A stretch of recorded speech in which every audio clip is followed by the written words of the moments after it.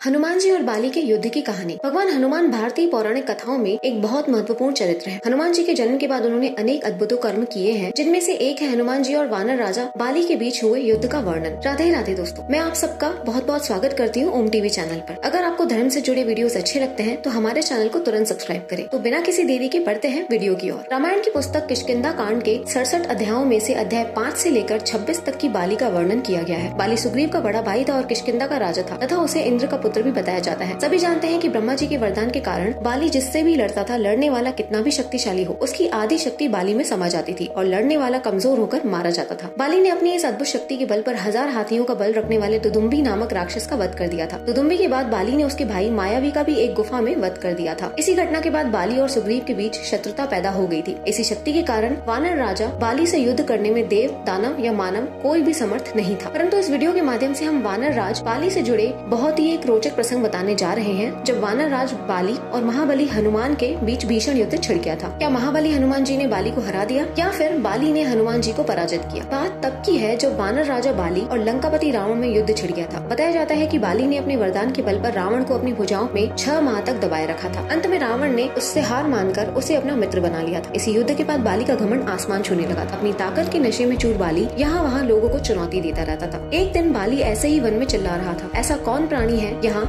जो इस वानर राज बाली को हरा सकता है, और यदि किसी के अंदर पौरुष है तो मुझसे आकर द्वंद्व करें। हनुमान जी ने उसी वन में तपस्या कर रहे थे और अपने आराध्य भगवान राम का जाप कर रहे थे। बाली के चिल्लाने में उनकी तपस्या में खलल पड़ता है। उन्होंने बाली से कहा, हे वानर राज, आप अति बलशाली हैं और आपको कोई भी नहीं हरा सकता, लेकिन आप इस तरह चिल्ला क्यों रहे हैं? इस पर बाली भड़क गया। उसने हनुमान जी और यहाँ तक कि भगवान राम तक को चुनौती दे डाली। बाली बोला, हनुमान तुम तो क्या, स्वयं तुम्हारे भगवान श्री राम भी मुझे नहीं हरा सकते। अगर दम है तो बुला लो अपने राम को। अपने आराध्य श्री राम का मजाक उड़ता देख हनुमान जी को गुस्सा आ गया और उन्होंने बाली की चुनौती स्वीकार कर ली। तय हुआ कि अगले दिन सूर्योदय होते ही दोनों के बीच दंगल होगा। अगले दिन हनुमान जी तैयार होकर दंगल के लिए निकले ही थे कि ब्रह्मा जी प्रकट हुए। उन्होंने हनुमान जी को समझाया कि वो बाली की चुनौती स्वीकार ना करे। इस पर हनुमान जी ने कहा, भगवान, बाली जब मुझे ललकार रहा था तब तक तो ठीक था, लेकिन उसने श्री राम जी को भी चुनौती दे दी है, इसलिए मैं उसे सबक अवश्य सिखाऊंगा। ब्रह्मा जी ने उन्हें फिर समझाने की कोशिश की। ब्रह्मा जी से हनुमान जी बोले, अगर अब मैं पीछे हट गया तो दुनिया क्या कहेगी? इस पर ब्रह्मा जी ने कहा, ठीक है, आप दंगल के लिए जाओ, लेकिन अपनी शक्ति का आधा हिस्सा ही लेकर जाओ और बाकी बल अपने आराध्य के चरणों में अर्पित कर दो। दंगल से लौटकर आप अपनी आधी शक्ति पुनः हासिल कर लेना। हनुमान जी मान गए और कुल शक्ति का 10वां हिस्सा लेकर दंगल के लिए चल पड़े। दंगल के मैदान में कदम रखते ही वरदान के मुताबिक हनुमान जी की शक्ति का आधा हिस्सा बाली के शरीर में चला गया। इससे बाली के शरीर में जबरदस्त हलचल शुरू हो गई। उसे लगा जैसे कि ताकत का समंदर शरीर में हिलोरे ले रहा हो। चंद पलों में बाली को लगा मानो उसकी नस फट जाएगी और रक्त बाहर निकलने लगेगा। तभी ब्रह्मा जी प्रकट हुए और उन्होंने बाली से कहा कि तुम खुद को दुनिया में सबसे ताकतवर समझते हो, लेकिन तुम्हारा शरीर हनुमान जी की शक्ति का छोटा सा हिस्सा भी नहीं संभाल पा रहा है। खुद को जिंदा रखना चाहते हो तो हनुमान जी से कोसों दूर भाग जाओ। बाली ने ऐसा ही किया